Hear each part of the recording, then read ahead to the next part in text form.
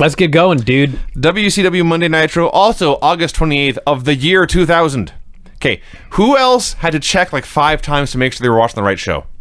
I did at least once. We get a video package of the NWO feuding with Sid. Right.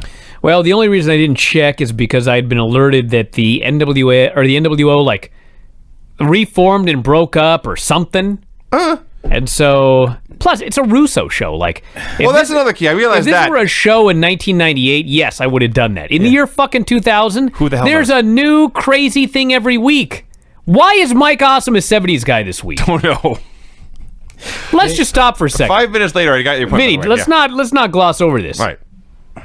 Mike Awesome is now that 70s guy. They found a very large leisure suit What? and put him in it, and now he's Why? he's been there. When? He's been there 6 months, and now has suddenly developed an affection and fondness for 1970s pop culture. Well, I'm guessing the fat chick Thrilla didn't get over, so... He was an ECW champion, then he liked fat women. Now he's a guy out of the 70s. I'm sure there were other things in there I've forgotten. Probably did cheerleader. This is gimmick or just something. absolutely, like, mind-boggling to me. Well, you're right, Brian. Okay. It's mind-boggling to anyone I'm with a glad mind. we're on the same page. Hey, at least it leads to a clown falling off a bus. That's right. So Steiner, Nash, Jarrett, and Russo all arrived together in a limousine. And here, Brian, is the exact moment I realized, you know what? Everything gets shuffled every week. There's no point in paying attention or bothering to remember. Now, I do believe that when they showed the recap of whatever happened on Thunder, I could have sworn that Bret Hart was also part of this group. Am I wrong? He was all over the video package. So he was. But I think this video package was from years ago. It was all... Or at least January. It was all NWO clips hinting that there might be a new NWO in town. Okay. I don't know what's going on. Nor do I care. That's the key. I'm just waiting That's for the this key. company to We die. are over it now. So I can stop reviewing. I'm over being angry, and so when stupid shit happens, it makes me laugh. Speaking of, Vampiro and the Insane Clown Posse versus 3 Count with Great Muta on commentary. This was a segment that I think went 3 hours. Okay? It may well have. I wrote a lot about it. The first hour and a half, I really liked. They're having a match, and it's a sprint, and there's fucking bodies everywhere, and 3 counts just like flying as high as they can and overshooting their targets and crashing and burning, and That was everyone's having a so good out of time. control. They were 9 count. Muta's doing commentary, and even though he speaks Japanese, I believe that he's doing a spoof of speaking Japanese. Okay. Because just rambling the same phrase over and over again. He's there. You know he's there. And Madden says, "Great Muta, do you have anything to say about that move or whatever?" And he repeats a phrase in Japanese 3 times, and then he just screams, "Fuck you!" And I thought, what? And I rewound and checked. I'm like 90% sure that's what he said, but he said it with a thick enough accent it fooled the censors. It happened again later. I laughed my ass off. There is a spot where Vampiro is whipped into the ropes, and he hits the ropes, and he stops, and he just slowly starts walking to the middle of the ring because he doesn't know what's coming. Right. And 3 Count grabs him, and they like give him a suplex or whatever. That's where I wrote, I wonder when Vamp quit caring. So finally, Shannon gets pinned. Okay? Let's just get done with this match, because now the next part. Okay. Right. So 3 Count just got pinned. And the next thing I know, Tank Abbott is in the ring beating the fuck out of 3 Count. Right. 3 count. The band he loves, right? Yeah. He's a roadie for them, basically. He was trying to be their dance coordinator. Yes. He loves these guys. So then the Dark Carnival begins to beat up Tank, Right. Yeah. and then the Carnival and 3 Count are all beating up Tank Abbott. Right. The Demon Dale Torborg makes the save for Tank Abbott. He did. He gets beaten up by Muta. Yeah, Muta runs in. And then Sting runs down and just starts hitting everybody with a bat.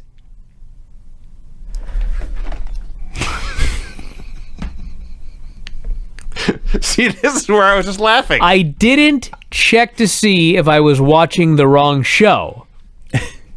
But what? What's happening? Why is Tank beating up 3 Count? Why is 3 Count beating up Tank? What the fuck does a demon have to do with anything? Right. Who is Sting feuding with? Like, when this was over, I didn't give a shit about anybody, and I actually really liked the match that they had, even though it was a train wreck. What was this? I just want to go back and read 3 things from my note. Now, as I noted, I wrote a lot about this match, so I will not do a full detail, but somewhere in here I wrote after the match, the Clowns won with a Samoan drop and a top rope leg drop, and I wrote, ICP were the best wrestlers in the match. I stand by that. So, in the ensuing melee, as we are trying to figure out who was on whose side, and the announcers are trying to figure out what's going on, Mark Madden says, quote, everybody hates everybody, everybody's switching sides. So I did my best to recap all of this match, and the brawl, and the turning, and the saving, and the more turning, and the more saving, and my last words for this segment are simply, I am not making this segment up. No. That's what happened. All of that actually happened. Which leads us to, first, the NWO, I assume it's them now, and the Natural Born Thrillers are going for a walk backstage, and then they all come out. All of them. I wrote 1,000 words for this fucking segment. I may have written a book about this. Let's cut to the chase. We'll do one at a time. I'll start. All right. Jarrett cuts a promo. The fans are slap asses. He's the chosen one. He's the man who always has all the stroke. Your favorite. And then he says some other shit. Would you like to do Scott Steiner? Scott Steiner talks about Goldberg and talks about how Goldberg put his hands on one of his favorite freaks, Medeja, and talks about Beth, and he says, and this is a quote, I can shave my ass and walk backwards and look better than your girlfriend. Yes. That made TV. Okay, now it's my turn. Right. Nash says he called himself the Puppet Master. He said every few months he has to sucker people into buying his merchandise so he'll turn babyface. Yes. Yeah. That's what he said. Now we get the real him. Whoop-de-fucking-do. Next is Russo. Russo says, Nash, you will not become the world champion at Super Brawl. Everyone goes, oh my God, what's he talking about? It's because he says you will become the world champion tonight. You will get your title shot, and Jeff Jarrett and Scott Steiner will be the referees. Your turn, Vinny. Booker's out next. Booker comes out. The only thing I wrote down about his entire promo was that his red tiger stripe shirt was the best part of the show. Craig. Cat. Well, first he says there's playa haters tonight. Russo can decide which of his boys gets their ass kicked. All right. Then we have Russo. Tells him to get in the ring. Yeah. Okay. All right. Then we have Shat. Yes. Here, by the way, at this point is where I wrote, this is one segment. Yeah, the cat We got plenty to go. Yes. The cat comes into the ring, and he tells Russo to get out of town because he's not the boss. The cat this week is very clear, I can book matches, but you, Vince Russo, can't. And last week, the cat told Vince Russo that he is nothing more than a writer. Yeah. And Cat is in charge.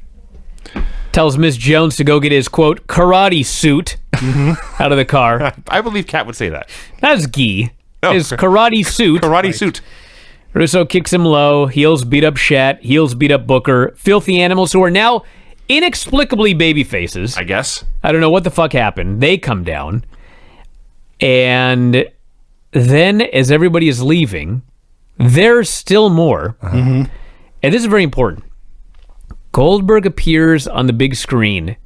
He is digging a hole in the desert. Right.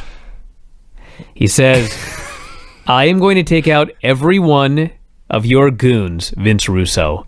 And then I am going to take you, and I guess he's going to bury him into this shallow grave. He said, I'm going to torture you and dump you in this grave. Yes. Now, I mean, I could have sworn that they did an angle last week where Goldberg can't touch Russo. Yes. Or he'll be fired, right? It was 2 weeks ago, but yes. Well, they brought it up on this show. And then the next week they told us that, in fact, he can't fire Russo or Goldberg because the people like him. So just remember that. No, You must. I don't want to. Because there's more to come here. It's too much work to remember all the ways they contradict themselves. Okay, this is where I did some math. I added up all the names in the first 2 segments, and I counted them. Okay. 28 people appeared on my television in the first 2 segments. Yes. Well, that's about 10% of the number of people they had under contract. I hadn't even thought of that, Craig. We need more people out there. I didn't know there were at least 18 in this segment alone. But yes, all of this happened. The one last detail before we move on. You mentioned, Brian, that Goldberg was digging a hole in the desert. Yeah. Monday Nitro this week hailed from Las Cruces, New Mexico. Well, They went to New Mexico, the middle of the desert, in August. Oh, yeah. And said, Goldberg, dig a hole. And he did. Hopefully they had a digger, I suspect he did not dig the entire hole by himself. but I don't know. It's Goldberg. He was out there in jeans and no shirt with a shovel. He shoveled at least one load of hey, dirt. they had a crew put up a cage for a 2-minute match. No spoilers, Craig. I know. But if they got the crew to do that, they got somebody to dig a hole. They have, Well, we don't know for sure that the wrestlers didn't set that cage up. as we know, in fact, we've explained a lot. But regardless, It's the Harrises. they blew a lot of money in the year 2000. Somehow, I don't even know how or why, the Cats loaded into an ambulance. They got beat up. You get kicked low. Guys get beat up every segment of the show. Well, I know, but he got a severe beating. All right. Who cares? Russo orders Steiner, Nash, and Jarrett to stay by his side. Nash promptly says, I have to go prepare for my match, and he leaves. Scott says, I have to go beautify for my GQ cover, and he leaves. And Jarrett, I don't even know what he left for, but he left. Jarrett says, I've got a plan, and he leaves. He did say that he was upset about Nash getting the title shot, and Russo might not like the calls he makes, because they've been together for 0 shows, and they're already teasing tension. Jarrett had a plan. He's going to leave Vince Russo alone. Yeah. Then Goldberg calls Russo on the phone. Right. And And you could hear. A rotary phone that's a speaker phone, even though there's no speaker on it. Yep. Yeah. We can hear Bill, and then when Russo gets frustrated and swipes the phone off the desk, we can still hear Bill. Right. That's hard to say. Still hear Bill. Still hear Bill. Okay. As horrible as the women on Raw were, Right. a billion degrees better than the women on Nitro. I realize now, between the match 2 or 3 weeks ago she had, and of course the one with Survivor Jenna, Charmel is right up there with Dawn Valentine as the worst wrestlers I've ever seen. She's a little bit better because I think she knows what stuff is supposed to look like. She just can't get anywhere. Dawn Valentine is worse because Paisley, at least through... Are you talking about Paisley or Tigress? Paisley. Okay. She can throw a few stomps. Okay. That's more than Dawn Valentine can do. Now, she did throw some stomps, but her kick... The match, by the way, is Paisley versus Tigress versus Major Guns. Yep. Tigress distracts Major Guns, and Paisley goes to kick Major Guns in the back to start the match. And she leans back on one leg, and she doesn't throw a kick. She lifts her other leg high in the air like she's doing a yoga pose. Yes. And it just stays there for a while, and then she just reaches out and shoves Major Guns in the back. Well, what she's trying to do is a round kick, a roundhouse, where you lift your knee up and then you do like a leg extension to do the kick. If you do it fast. But she lifts her knee up and the girl's in the wrong spot. So she lifted her knee up and froze, waiting for her to get in the right position, and then threw the kick. I see. And even then she threw it very slowly. That's better than Dawn Valentine. So I've just seen the worst kick in Monday Nitro history. And it leads to Tigress doing a cradle and the ref counting 3. Yeah. Okay. They ring the bell. Yes. They announce that Tigress is the winner. And then Tony says it's a 2 count. Right. And they proceed to continue wrestling for about 30 more seconds. And then they all just walk away. Yeah. Okay. The only good thing that I can say about this is that they knew enough to give them 1 minute. Yes. This was legitimately one of the worst matches of all time. I would say it's the worst 1 minute match ever. Probably. I think I'm confident in saying that. That's probably true. I have seen worse matches that went longer, but this was even those worst matches that went longer. If you took the worst 1 minute out of those matches, probably better than this 1 minute here. Well, you could make the argument that this was the worst match of all time, because at least when a match is very, very bad and it went 9 minutes, it had a lot of time to go wrong. Okay. They just had to do 1 yes. minute. They couldn't. Their bullshit per minute rate was All-time high. all-time Yes, high. if you're grading on a curve per minute, Yeah. this was the worst thing ever. Yes. So the natural-born thrillers are standing outside Vince Russo's office. Mm-hmm. They are bodyguards. They're there to make sure nobody attacks Vince Russo. Right. The filthy animals attack them with mace and other weapons. They lay them all out. They have taken out Vince Russo's backup. Now they can get him.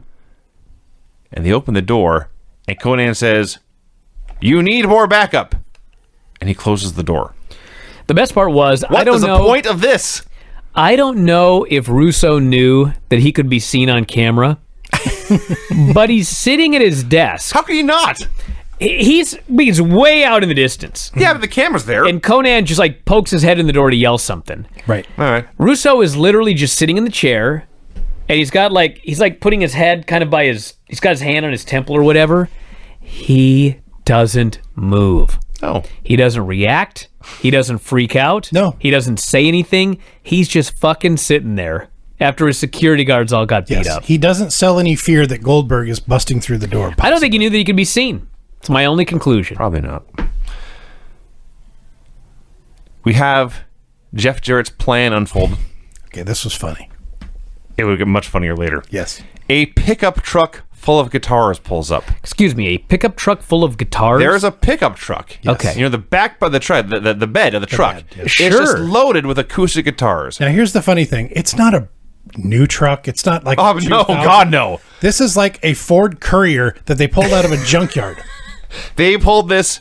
They probably found it in the desert next to the hole Goldberg was digging and just drove it to the building, loaded some guitars in there.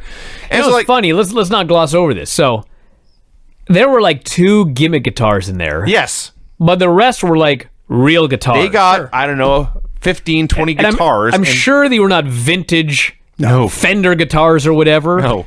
But they were fucking real guitars. So Yeah. probably every one of them was probably a $150 guitar. At one How point. many guitars do you think were in there? 20 or so. Yeah. Dude, he gets slammed on all those guitars at the end of the show. So, Can you fucking imagine spending all that money on those guitars? And then breaking them. Not to mention, I've never mentioned this before, but I will now. As a guitar connoisseur Oh, yeah. that I am. There's one over here. Listen, if this is real, okay. why aren't you hitting fucking guys with an electric guitar? Sure. Why these stupid balsa wood fucking acoustic guitars? Yes, an electric guitar is a tad heavier. Yeah, they're heavier and Look cooler. yeah. Well, there's that. Yeah, I guess they had a budget. Plus, you could for- probably do it multiple times. So you ain't gonna break that thing on the first swing. That's true. I guess they had a budget for a truck and guitars, and they spent all the money on guitars, and they had to go get a Ford Courier. I don't know. Pamela Paulshock interviews Mike Awesome, who, yes, for no reason, is now that 70s guy. Not only that, no explanation Nope. for why he's now the 70s guy. He accepts Jeff Jarrett's challenge for a bunkhouse match at Fall Brawl, and also challenges Rick Steiner to a bunkhouse match tonight. All right. I'm going to go through this next match very slowly. Okay. Must we? It's important that people understand what happens here. The match is Chronic versus the Heresies in a House of Pain match. A cage which is- match. It's a cage match where it's explained, Brian. To win the match, you must handcuff your opponents to the cage. That's right. And then you get, as Mark Madden said, a modicum of time to beat them, right? Cage match, handcuffs, beat them. Sure. Are we all on the same page here? Absolutely. Well, I mean, I'm still baffled why we even have the Harris Brothers versus Chronic in a cage match. Well, there's that. So they use the same corner cam they used last time in that horrible cage match. So it's a fisheye lens. So all these 6'6" guys, like about 4.5 feet tall and 100 yards away as they're doing stuff, and they go to this camera angle for, I swear to God, 20 seconds uninterrupted. Yeah. It's like watching wrestling in your neighbor's house and you're in your front yard trying to peek into the window. So it goes like 3 minutes, and a Harris gets thrown into the cage, and the cage breaks. Right. The bottom slips out. The Harris slips out of the ring. All the guys go outside and start fighting on the floor in this cage match. At one point, they're brawling against the guardrail, and the Harris turns around and starts mauling a fan. Yes. He salts yeah. him. What the hell was that all about? I watched back. You can't tell because the fan's on the other side, but it looks like he grabs the Harris by the shoulder, and the Harris lets him know it's a bad idea. This was a plant, obviously. Probably, but it was a plant. It took the announcers a long time to realize that this Harris was beating up a fan. And security runs out and separates everyone, and that's the end. Now, I assumed that this would make your head explode because I thought they got counted out. Dude, it was a no contest in an anything goes cage match. Nothing happened. There was no bell to end. It just ended. It just stopped. So this is very important, by the way, Vinny. All right, I'm listening. How long was that match? It's like 2.5 minutes. 2.5, 3 minutes. That's it? Yeah. Okay. Because next up, we have Lance Storm versus AWOL. Right.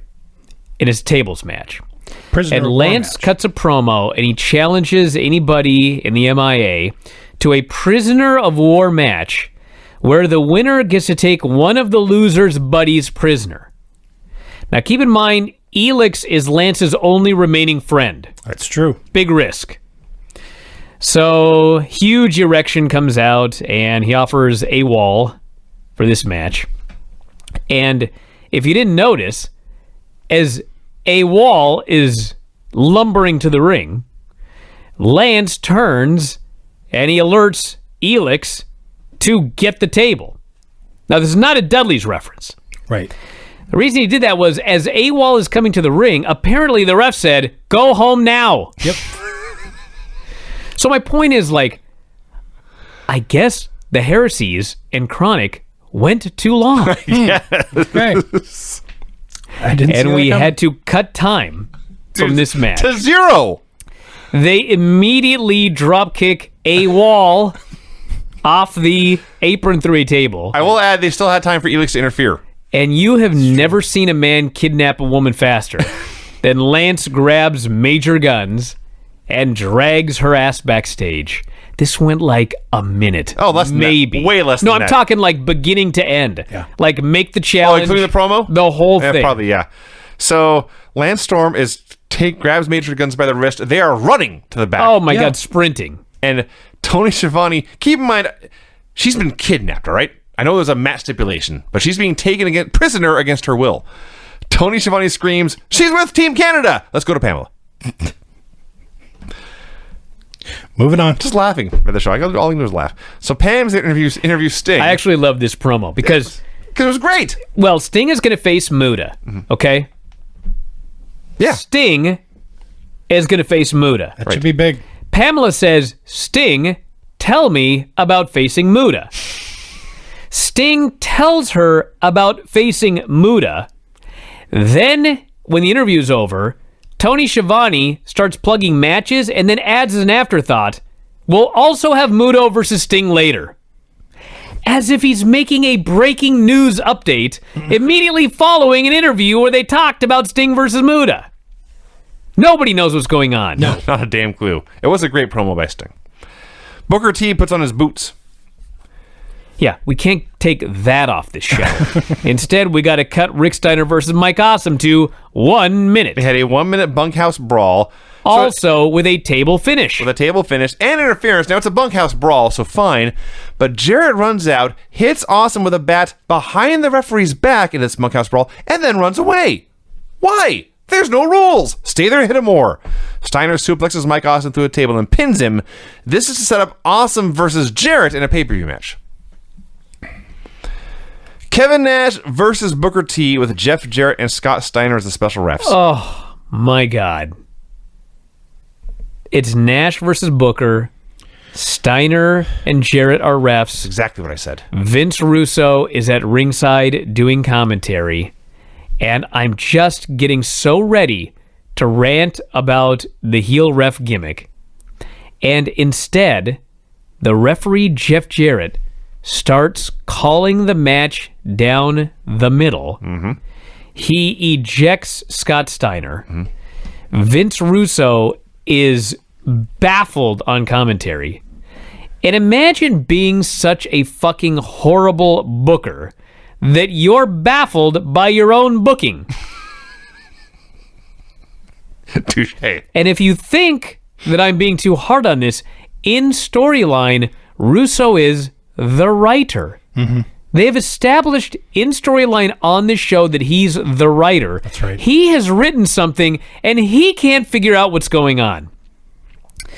So Jarrett is unbiased, and he's calling it down the middle, and they're having this match, and then Steiner comes back, Booker hits the bookend, Russo gives Jarrett the guitar, Jarrett waffles Booker. It was a swerve. Mm-hmm. Okay. I've seen some dumb fucking swerves in my lifetime. Absolutely. Okay? Sure.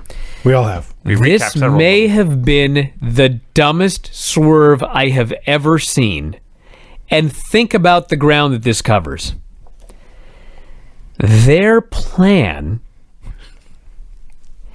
instead of just fucking Booker T and giving Nash the title, their plan is to make Nash's life legitimately miserable, have Booker T beat his ass like a drum, and then they will screw Booker T. Yeah. Why would you do this? Because you're a moron. Why would you do this? Because I just told you. That's the best answer I have.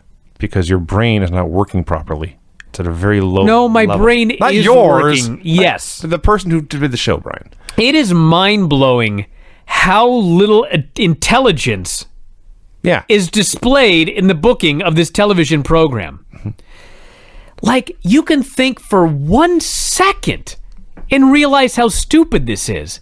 This guy wrote this show for a full fucking week, and at no point during the week did he think about how fucking dumb this idea is.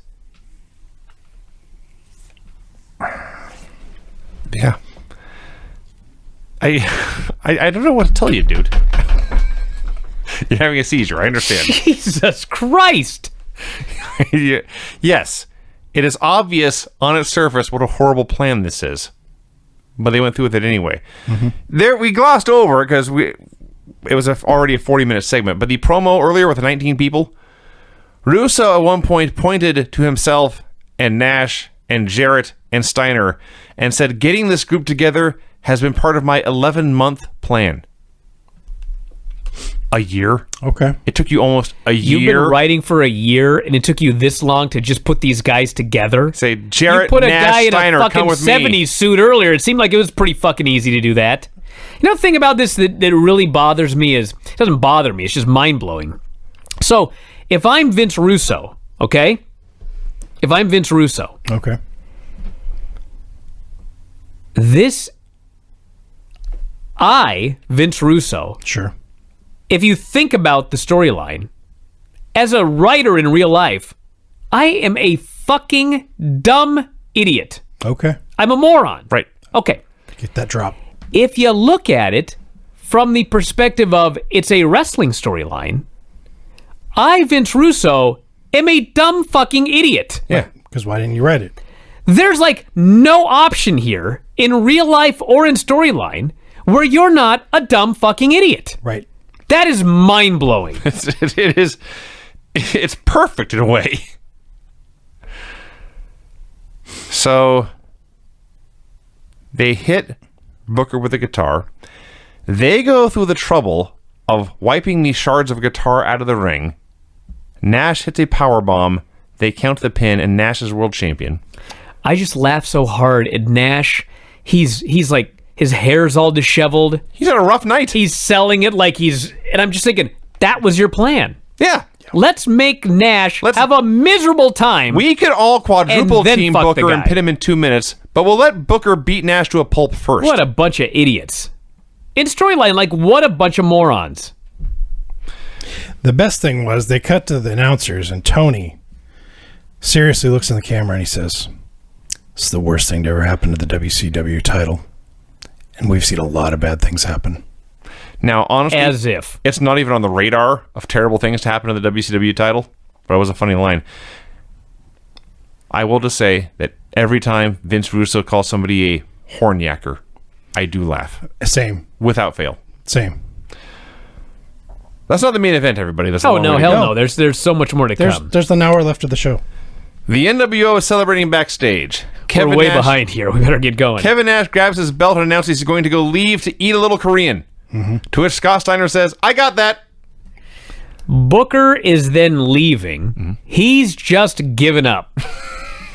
He's leaving. He says, there's no way I can win this war. Huge Erection tries to get him to stay, but he blows him off. I see what you did there.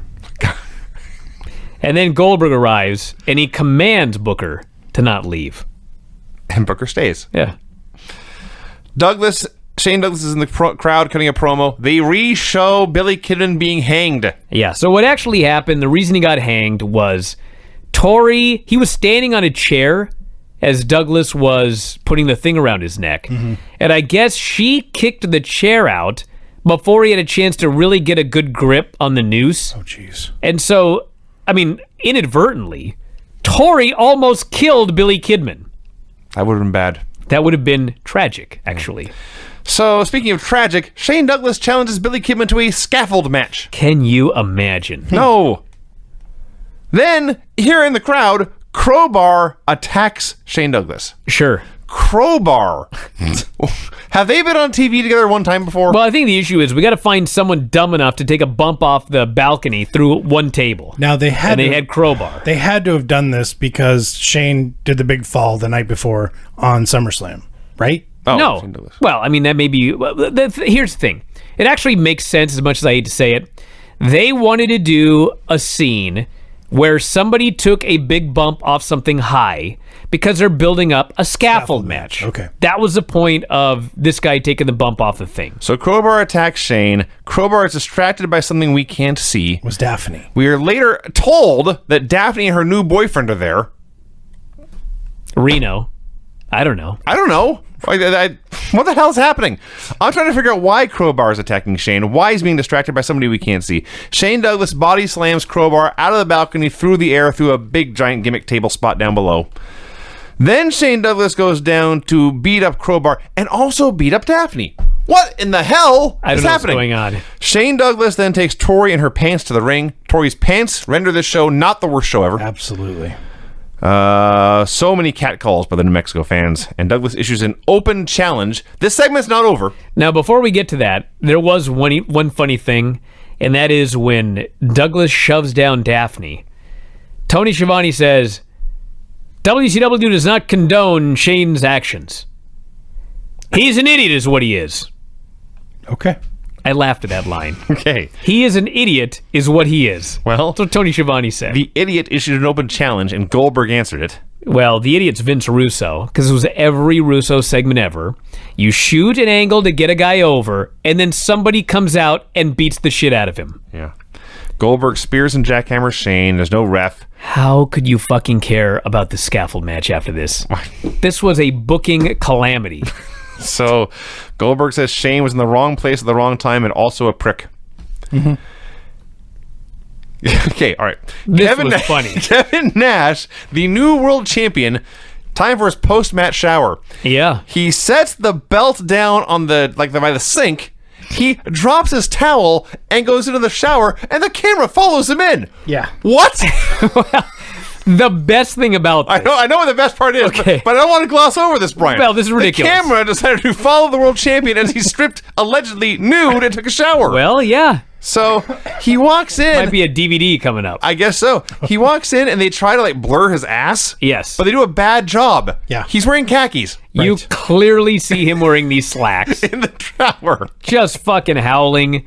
Booker comes in, he grabs Oh, the belt, God. he Yes. beats up Nash from behind, and he says, "You better watch your ass, sucker." I'm like, well, they blurred his ass, but he's definitely wearing pants in the shower. That's weird.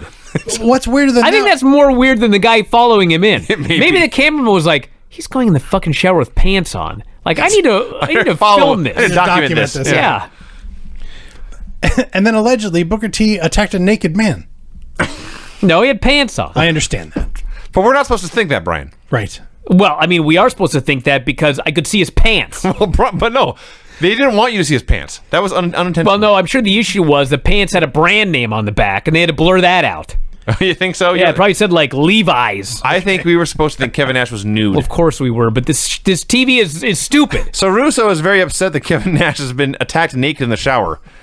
He's very upset, and Steiner says, I'll be back. No, it gets better. Russo is worried that Goldberg is going to kill him. When Steiner says, I'll be back, Russo freaks out and says, no, don't go. And he touches Scott Steiner.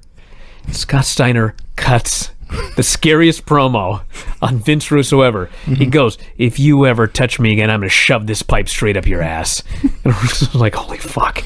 The guy that stands up to everybody, by the way, he's scared. Oh, yeah. And then Steiner leaves. Miss Hancock and David Flair are getting married in 2 weeks. Whoop-de-doo. Jeff Jarrett versus Big Vito. A fucking wrestling match occurred on this show. Well, you know, they had to give him 10 minutes. They had to cut Lance's time. I'm watching Vito get near falls and Jarrett. I'm like, what is going on? And then Jarrett counters the Big Vito special. That's his move. I was unaware of that. The Big Excuse Vito me, the Big special. Vito special? Big Vito's finish is the Big Vito special. And Jarrett turns into the stroke and pins him. Okay, great. They go to commercial. They come back. Jeff Jarrett is in the parking lot. He's out again in the New Mexico sun. He got out there quick. They had a commercial Like, break. he beat Vito and thought, I need to go to my truck full of guitars. Right now. He's muttering something about, I've got a plan for Goldberg. Wait till he sees this. He gets to the truck full of guitars. At some point, that 70s guy, Mike Awesome, went out in the New Mexico sun, buried himself under a pile of guitars, and laid in wait. And when Jarrett goes to grab a guitar, Austin does the roar spot from the pile of guitars. Guitars go flying everywhere, and he jumps out and beats Jarrett's ass. I may have laughed harder at this than I did at Max Moon's jetpack on Sunday night. No, that's impossible. I was there for that one. He was hiding under guitars. He beats him and beats him. He goes over to slam him into the truck full of guitars. I don't think he got it all the way in. I think Jarrett's head hit the tailgate. I think Jarrett's head hit the tailgate because you just hear Jarrett go, oh. And that's the end. I howled. I won't lie. That was funny. This was funny, Brian. This is a funny, bad episode of Nitro.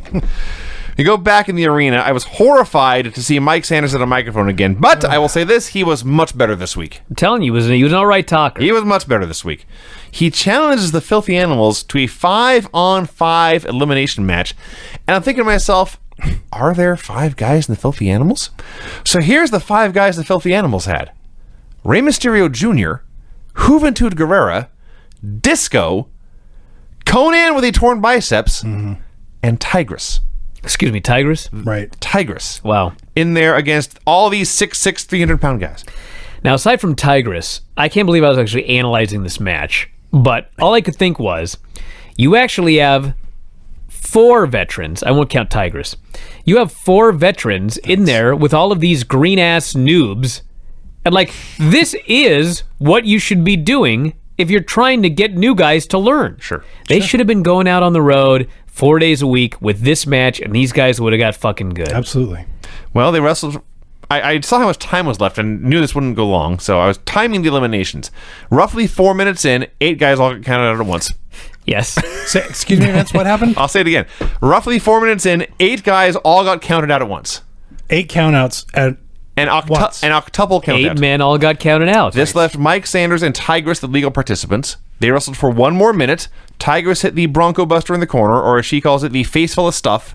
And Mike Sanders no-sold it, hit his neck breaker, and pinned her. Okay. Yeah. Goldberg, like a dick, attacked Scott Steiner from behind with a pipe. Vince Russo, an Italian... Okay. I love this. Okay. I love this segment. He has no more backup, and he needs to be saved. So of all people, he sees Vito leaving, and he runs up and he says, Vito, I'm sorry for everything I did last week. I apologize. Will you please not leave?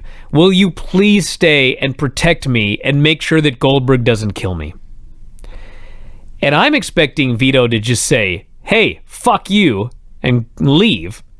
But instead, Vito gets a very serious look on his face. And he says, buddy, whatever you need. And then he grabs Vince Russo's face and he kisses him right on the lips. Yeah. And Vince Russo is somewhat taken aback. But for some reason, he doesn't even know what's fucking going on. I knew what was going on. Mm-hmm. The announcers knew what was going on. Everybody except Vincenzo Russo The writer. did not know what was going on here. The Italian from New York Yes. did not understand that the other Italian from New York was giving him the kiss of death. Yes. And so they cut to Tony Schiavone, who is also an Italian. I don't think he's from New York. But he knew what the kiss of death was. He called it the kiss of death. By the name alone, that should have explained everything. But no, Vince Russo, in storyline, is the dumbest motherfucker alive. Oh, yeah. I love that segment, though. I thought Vito was awesome. Vito's really good. He was great. Yeah. So Russo and Vito go to the ring. Russo calls out Goldberg, threatens to fire him. This same storyline. If you can fire him, just fire him. Well, Vinny, he can't fire him. They made it abundantly clear last week that the fans love Goldberg. So it's an empty threat. So Remember Brad Siegel? Brad Siegel. Because he's a dumb motherfucker and he can't remember his own fucking waste my time. booking. Don't waste my time. So Goldberg gets in there. Russo's playing all tough guy. Dares him to attack. Orders Vito to attack. So, of course, Vito takes a stick and beats the hell out of Russo. Yeah. And then Goldberg, who I guess, I will say this, attention to detail, Goldberg never touched Russo. No. He ordered Vito to carry Russo away. So, like, if you're a fan of Goldberg, I mean, quite frankly, you have to ignore the fact that he's also a fucking idiot, because it was made clear last week that Russo can't fire him, but he's still not laying a hand on Vince Russo. So as Vito carries Russo to the back, we got to the announcers for a while, and they're talking about the kiss of death and Russo and Goldberg and whatever. And in the background, one of Kevin Nash's, can I still say cougars? Is that an acceptable term? Sure. A Kevin Nash fan stands behind Tony Schiavone with a sign reading, Kevin from Heaven. I laughed. Clever. I laughed at the show, Brian. I laughed at the show. Hey. Sting versus the Great Muta. They're brawling everywhere. They brawl down to the ring. They brawl back up the ramp. There's a great line by Tony Schiavone as they leave the ring. Tony Schiavone says, and I quote, "Out to the rail of pain, go Muta and Sting." I'm glad you mentioned this because during, I forgot to write it down at the time. I forgot to mention it here. During the Harris fan thing at the guardrail, the safety barricade or whatever, Yeah. Mark Madden said they shouldn't call it the safety barricade. And Tony says, what should they call it? And Madden says, they should call it the rail of pain. Wow. And Tony Schiavone stuck that in his back pocket. That's great. And saved it until Sting and Great Muta were brawling out there an I did hour not later. notice that. Yes. Excellent callback, A Tony. great callback because, Brian, this is a funny show. So they brawl up to the stage, and now Vampiro and the clowns are like behind the screen. Dude, when I saw Vampiro, I was like, this had to have won worst feud of the year 2000. So I went to check, and in fact, it didn't. Hulk Hogan versus Kidman won the worst feud, That was awesome. which was a fucking horrible feud. But my God, honest to God, Hogan and Kidman only feuded for like 2 weeks, and it was just shit, and then it was just over. This has been going on fucking forever. It's been a minute. There's nothing good about Remember when Sting was on fire? it. They hate each other. was 3 Yeah, weeks remember when he ago. got lit on fire and then he had all that shit on his face, and then one day he just took it off and he was fine? It's like a week later. At one point, Vampiro is like, there was some spot where Vamp was going to jump down, but Sting started to climb, and then Sting had to climb down and climb up on the other side for some Yes. fucking reason. I don't know. They were I'm just all like, backwards. end this shit. Vampiro tears the hole in the screen, so I'm assuming they get a new set next week. And like he goes, he's crouched over Sting, like he's gonna jump down on him, and time freezes, and suddenly like steam shoots out of the stage, blinding everyone. So no wonder they're waiting for this. And then once the steam goes away, then Vampiro jumps down, and they climb up and they climb down. All four of them pull Sting through the screen to the back, and they beat him, and that's the end of it. That's the end of that. I expected a silhouette to be falling. That took 0 seconds. In fact, the announcers even said that. They're going to throw him off. And I just love that they're beating on him behind the screen, and they go to Tony Schiavone, who says, and I quote, "I understand now our cameras are following in the desert." Right.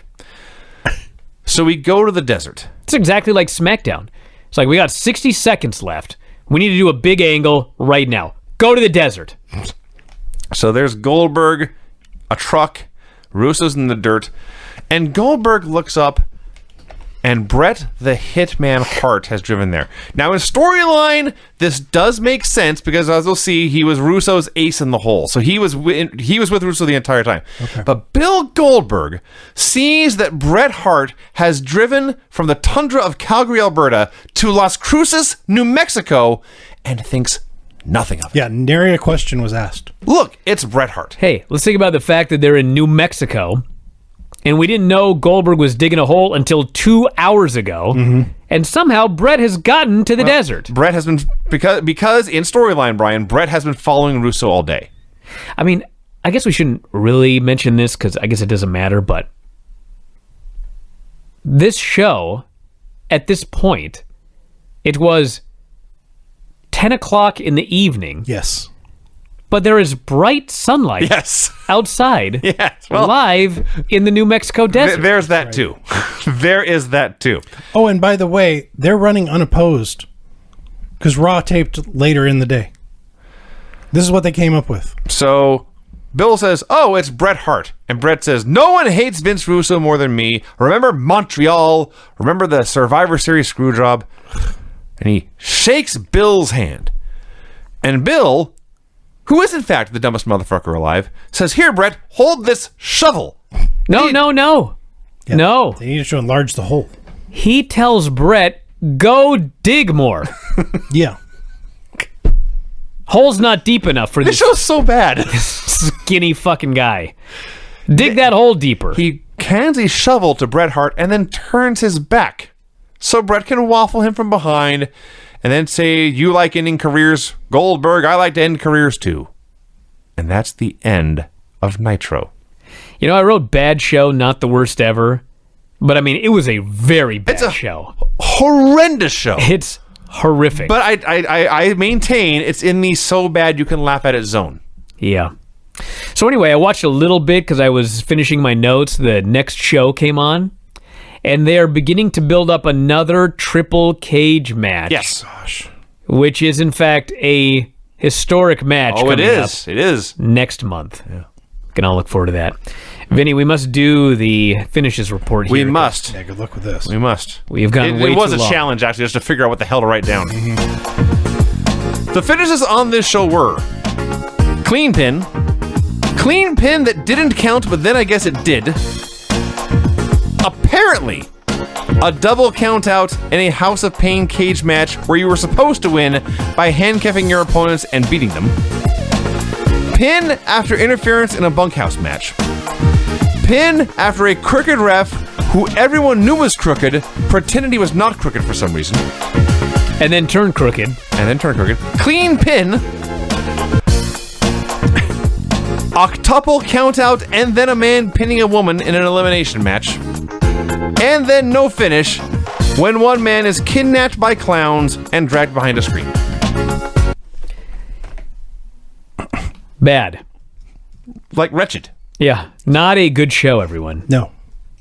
Yeah, don't watch this. I saw the thumbs down. Not endorsed. All right, we're going to wrap it up for today, everybody. Want to thank you all for listening. Show will be available soon, video.f4wonline.com, so check that out. Vinny and I will be back on Thursday. I guess we're back to NXT, one of the final... Keep in mind, they've taped the final NXT of this era because they canceled the tapings coming up. We should do a funeral. In a week and a half. Yeah. And Granny, as well as Superstars. So that's the plan. Check it out. And we are out of here, everybody. We'll talk to you again after a while. Good night. Adios.